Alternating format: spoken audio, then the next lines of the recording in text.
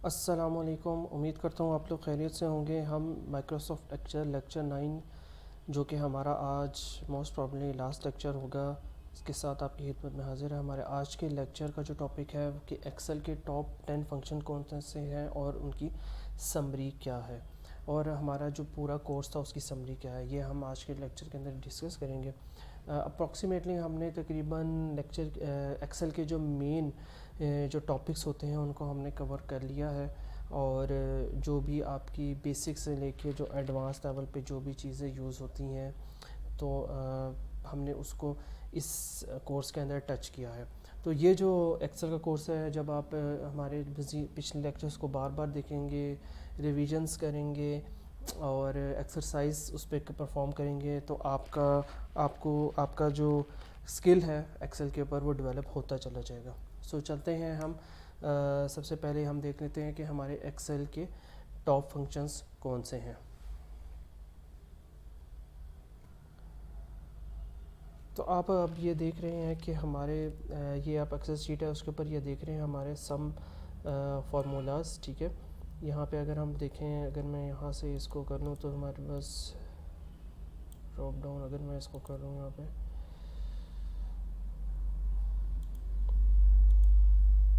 Let's say इसको मैं delete कर लेता हूँ। सो अब यहाँ पे देख रहे हैं कि हमारे टॉप 10 जो फार्मूलाज एक्सेल के अंदर यूज़ होते हैं वो ये है। एक सम फार्मूला है, ठीक है, एवरेज फार्मूला है, काउंट फार्मूला है, काउंट ए फार्मूला है, कनकैटिनेट का फार्मूला है, इफ़ फार्मूला है, काउंट इफ़ फार्मूला है, वी लुकअप का फार्मूला है, सम इफ़ का फार्मूला है, इसी तरह ड्रॉप डाउन का फार्मूला है। तो हम इन सब फार्मूलाज को एक एक बार देख लेंगे कि इस फार्मूलाज को अप्लाई कैसे किया जाता है। ठीक है, और इससे ये होगा कि एक तो जो हमने पीछे, ये वैसे तो हम ये सारे फार्मूलाज पीछे कवर कर चुके हैं, लेकिन एक रिवीजन के लिए मैं आपको बता रहा हूँ कि हमारे टॉप 10 फार्मूलाज ये है। तो इसको हम एक दफ़ा सबको अप्लाई करके देखेंगे। इससे ये होगा कि आपकी एक तो रिवीजन हो जाएगी और दूसरा ये एक समरी बन जाएगी कि इस कोर्स में आप लोगों ने ये चीज़ें कवर की हैं। तो इसको हम बारी बारी देख लेते हैं सम फार्मूला कैसे यूज़ होता है। Let's go. तो अब हम देखते हैं कि हमारी डिफरेंट फार्मूलाज हैं इसको हम कैसे यूज़ कर सकते हैं। ओके, हमारे पास ये एग्जांपल है, ये आप यहाँ पे डाटा देख रहे हैं। यहाँ पे सम का फार्मूला हमने लगाना है। सम का फार्मूला बहुत आसान है, ठीक है, सम, और यहाँ पे मैं मिसाल के तौर पे इन यूनिट्स का सम कर लेता हूँ, टोटल कितने नंबर ऑफ़ यूनिट्स हैं, और इसको मैं क्लोज कर देता हूँ तो ये मेरे पास सम आ जाएगा। ठीक है, दिस इज़ सम का फार्मूला।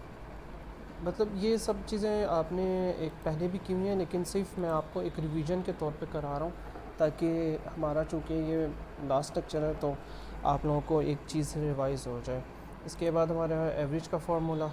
एवरेज अगर हम इसको लिखते हैं, ठीक है, एवरेज, आप देख रहे हैं जैसे मैं फार्मूला टाइप करता हूँ तो वो मुझे एक्सेल ये भी बता देता है कि इस फार्मूले का मतलब क्या है। मतलब देखिए, एवरेज मैंने लिखा है तो क्या करता है, returns the average arithmetic means of its argument which can be numbers, names, arrays. ठीक है, तो ये यहाँ पे आपको एवरेज का हमें ये फार्मूला यहाँ पे आ जाएगा। ठीक है, फॉर एग्जांपल मैंने इन सब की अगर से मैं एवरेज लेना चाहता हूँ तो एवरेज आ जाएगी यहाँ पे, इसको मैं एवरेज कर देता हूँ। तो ये मेरी एवरेज आ जाएगी यहाँ पे।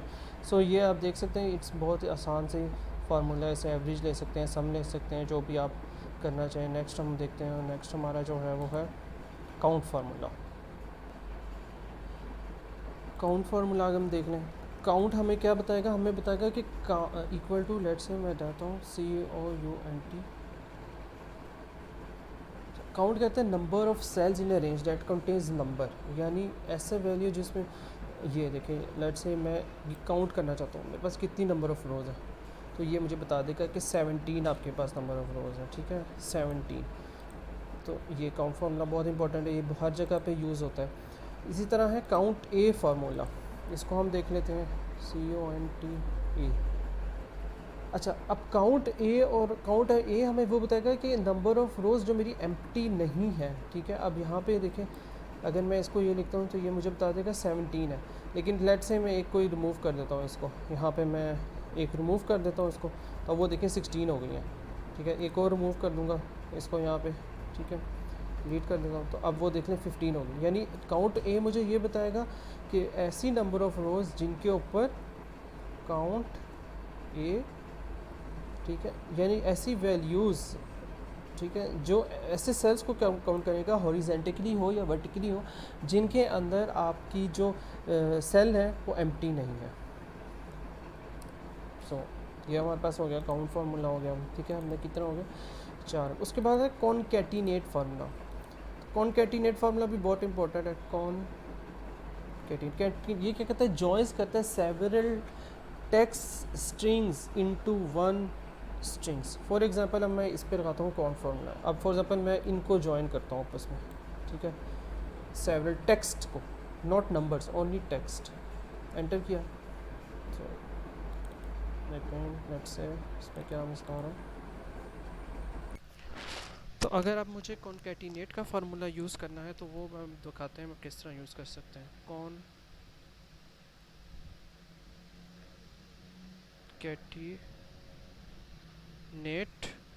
और यहाँ पे हमने लेट से मैंने इसको इसके साथ करना है बाइंडर के साथ, ठीक है, करूँगा तो ये देखें कैवल बाइंडर, ठीक है। या इसी तरह अगर मैं इसको बढ़ाना चाहूँ तो मैं बढ़ा भी सकता हूँ। लेट्स से मैं यहाँ पे एक इसको भी रख लेता हूँ, ठीक है। ये अब लेट्स से मैं इनके दरम्यान स्पेस देना चाहता हूँ, तो मैं स्पेस कैसे दूंगा, इसको मैं ऐसे कर लूँगा, ठीक है। इसी तरह यहाँ पे भी मैं स्पेस देना चाहता हूँ तो मैं स्पेस दे के, और लेट्स से मैं कॉमा अगर दे देता हूँ स्पेस, ठीक है, इनके दरमियान।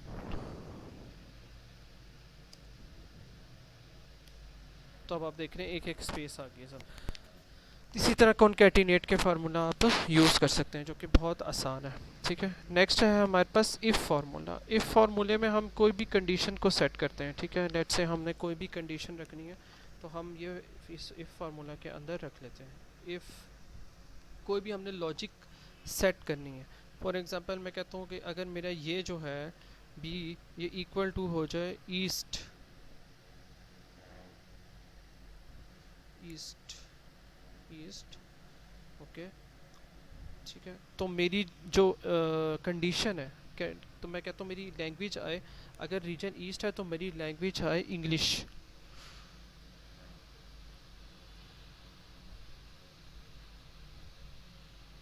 इंग्लिश, ठीक है। इसको मैंने क्लोज किया, ठीक है। और अगर ये ना हो तो मेरी लैंग्वेज आए अदर, अदर्स।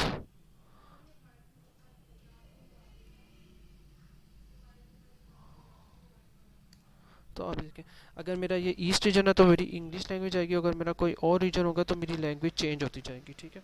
तो ये इफ़ फार्मूला हम अक्सर व पेशतर यूज़ करते हैं अपने कैलकुलेशंस के अंदर, अपनी डाटा एनालिसिस के अंदर, ठीक है। नेक्स्ट हमारा जो है फार्मूला वो है count if. Count if formula भी बहुत इंपॉर्टेंट है और अक्सर व पेशतर हम इसको यूज़ करते हैं। काउंट इफ़ में ये होता है हम कोई क्राइटेरिया दे देते हैं, एक रेंज दे देते हैं, ठीक है। फॉर एग्जांपल हमारी रेंज है ये ईस्ट, ठीक है, और हमारा क्राइटेरिया हमारा फॉर एग्जांपल पेंसिल है, ठीक है। तो इसके अंदर हम ये क्या करते हैं कि करता है, लेट्स से कि अगर ये मेरी रेंज है, इसके अंदर मैंने काउंट करनी है अपनी रेंज के अंदर पेंसिल कितनी बार आया है, फॉर एग्जांपल, ठीक है। अगर मैं इसकी रेंज को दोबारा, ठीक है, क्राइटेरिया मेरा ये क्राइटेरिया, तो अब वो मुझे बताएगा कि कितनी बार इसमें पेंसिल कितनी बार आया है, ठीक है, रेंज के अंदर 0 बार आया। तो दोबारा मैं आपको दिखाता हूँ, ये करते हैं काउंट इफ, ठीक है, लेट्स से ये मेरी रेंज है, ठीक है, और मेरा क्राइटेरिया है दिस, तो मेरा 8 बार इसके अंदर पेंसिल आया है। पहले मैं यहाँ पे चेंज कर देता हूँ, मैं कहता हूँ मुझे चाहिए बाइंडर, ठीक है। बाइंडर कितनी बार आया इधर, तो 6 बार यहाँ पे बाइंडर है। यानी मैं इस जगह पे भी लिख देता हूँ, लिख के भी हो सकता है, या किसी सेल को सिलेक्ट करके भी आप इस चीज़ को कर सकते हैं, ठीक है। फॉर एग्जांपल मैं इस जगह पे यहाँ पे पेंसिल लिख देता हूँ, ठीक है। और अब मैं दोबारा यहाँ पे काउंट इफ़ का फार्मूला लगा लेता हूँ, काउंट इफ़, और अगर ये मेरी है रेंज, और ये है मेरा क्राइटेरिया। तो आप देखें सेम रिज़ल्ट आएगा। इसी तरह मैं अगर यहाँ पे चेक करता हूँ तो कर देता हूँ डेस्क, तो डेस्क एक बार आया है, ठीक है, ये देखें डेस्क सिर्फ एक बार यहाँ पे आया हुआ है, ठीक है। तो सिमिलर तरीके से आप कुछ भी यहाँ पे काउंट इफ के अंदर डाल सकते हैं। उसके बाद वी लुकअप है। वी लुकअप बहुत आसान फंक्शन है, ठीक है। वी लुकअप इसको मैं यहाँ पे क्लियर कर देता हूँ, यहाँ पे सारा क्लियर कंटेंट। और लेट्स से मेरे पास ये रीजन है, मैं लेता हूँ और मैंने हर रीजन के ऊपर अपनी मैं फाइंड करना चाहता हूँ कि कितने मेरे नंबर ऑफ़ यूनिट्स सेल हुए हैं, ठीक है। तो अब आप देखिएगा इसको, रीजन मैंने यहाँ पे लिखा, यहाँ पे मैंने रीजन लिखा और यहाँ पे अब मैं अपनी फाइंड करना चाहता हूँ टोटल यूनिट्स, टोटल यूनिट्स, ठीक है। रीजन में है ईस्ट, ईस्ट, तो अब मैं यहाँ पे लगा रहा हूँ वी लुकअप। ये मेरी वी लुकअप वैल्यू है, ठीक है। और मैं इस वी लुकअप के अगेंस्ट फाइंड करना चाहता हूँ टोटल नंबर ऑफ़ यूनिट्स, ठीक है। और ये मेरा कौन सा कॉलम है, 1 2 3 4, फोर्थ मेरा कॉलम है और ज़ीरो मुझे ट्रू वैल्यू चाहिए। तो अब ये देखें 95 ईस्ट रीजन में 95 आ गया। अगर मैं इस जगह पे भी लिख देता हूँ 16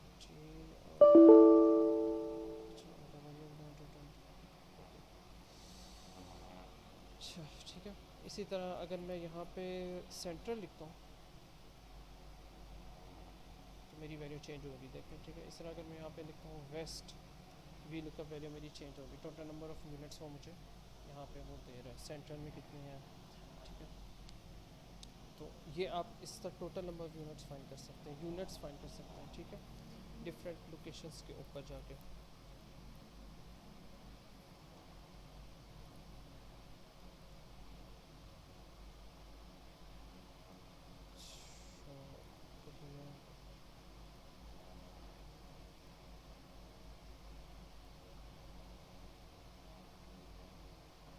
यहाँ पे भी आप देख रहे हैं डिफरेंट ऑप्शन है आपके पास डाटा के अंदर। रिमूव डुप्लीकेट्स की ऑप्शन है, डाटा वैलिडेशन में जाके, ठीक है, व्हाट इफ़ की इसकी ऑप्शन है।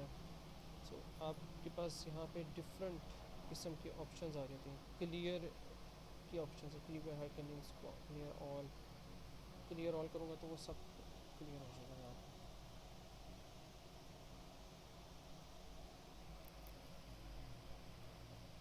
अच्छा, उसके बाद सम इफ़ है हमारे पास। सम इफ़ का फॉर्मूला भी बहुत ज़्यादा यूज़ होता है। सम इफ़, इसमें भी आप अपनी कोई रेंज देते हैं, ठीक है। आप लेट से आप अपनी रेंज दे रहे हैं, ये आपकी रेंज है, फिर आप इसमें कोई क्राइटेरिया सेट करते हैं। लेट से आप कहते हैं मेरा ये क्राइटेरिया, और आप अपनी रेंज सम की फाइंड करना चाहते हैं। सम की क्या रेंज, आप टोटल फाइंड करना चाहते हैं वेस्ट का, ठीक है। तो ये आपको टोटल नंबर ऑफ़ वैल्यूज़ उस जगह की दे देगा, ठीक है। इसी तरह यहाँ पे अगर आप ईस्ट लिखते हैं तो आपकी वैल्यू चेंज हो जाएगी, ठीक है। इसी तरह यहाँ पे अगर आप अपनी सेंट्रल लिख देते हैं तो आपकी वैल्यू चेंज होगी। सम इफ़ का फार्मूला भी आपको सम देता है, कंडीशनल सम, यानी कंडीशंस के सामने सम देगा। फॉर एग्जांपल आपका कोई क्राइटेरिया है, आप उस क्राइटेरिया की बेस के ऊपर कोई अपना सम फाइंड करना चाहते हो तो वो चीज़ आपको यहाँ पे सम इफ़ का फार्मूला देगा, ठीक है। इसके बाद आपके पास आती है drop down list. Drop down list भी हमने बनाना सीखी थी, बहुत आसान है। किस तरह बनती है ये देखें। यहाँ पे हम डाटा पे जाएंगे, डाटा पे जाके डाटा वैलिडेशन पे क्लिक करेंगे। जब यहाँ पे हम फिर जाएंगे डाटा वैलिडेशंस के ऊपर जाएंगे और यहाँ पे जाके हम लिस्ट कर देंगे। लिस्ट के बाद आपने कोई भी जो भी आप अपना डाटा करना चाहते हैं उसको सेलेक्ट करेंगे, यहाँ पे सेलेक्ट करेंगे और इसको आप ओके करेंगे तो ये आपकी देखें ड्रॉप डाउन लिस्ट बन गई है, ठीक है। लेकिन आप चाहते हैं कि नहीं यार मेरी ड्रॉप डाउन लिस्ट के अंदर तो काफ़ी ज़्यादा डुप्लीकेट डाटा आ रहा है, मैं इसको रिमूव करना चाहता हूँ, तो फिर आप अपनी मैनुअल भी बना सकते हैं। आप लिस्ट पे जाएंगे और इसको आप यहाँ पे करना है और यहाँ पे आप लिख दें east send west and then आप यहाँ पर लिख दें सेंट्रल, ओके करेंगे आप। से इसको मैं दोबारा लगाता हूँ,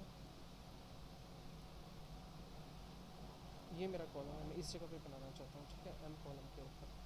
तो मैं इस जगह पे लिस्ट करता हूँ,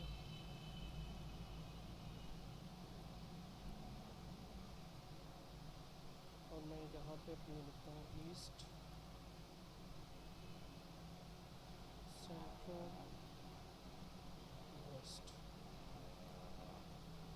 ओके, तो ये देखिए ईस्ट सेंट्रल वेस्ट, ठीक है, मेरे इस जगह पे ड्रॉप डाउन आ गया। तो ये सारे फार्मूलाज हमने रिवाइज़ किए। ये वो फार्मूलाज हैं जो अक्सर यूज़ हम करते हैं डेफिनेटली। हम ज़्यादातर जितने भी एनालिसिस के अंदर हमारी एक्सेल शीट्स होती हैं, हम उसके अंदर अक्सर ये सारे फार्मूलाज यूज़ करते हैं। तो उम्मीद करता हूँ मेरा आपको ये जो कोर्स है माइक्रोसॉफ्ट एक्सेल का, ये समझ आया होगा। और मैं दुआ करता हूँ कि मज़ीद ऐसे कोर्सेज़ आप लोगों की खिदमत में लेके हाजिर हों। सो अब तक के लिए इतना ही। Thank you so much, take care, अल्लाह हाफिज़।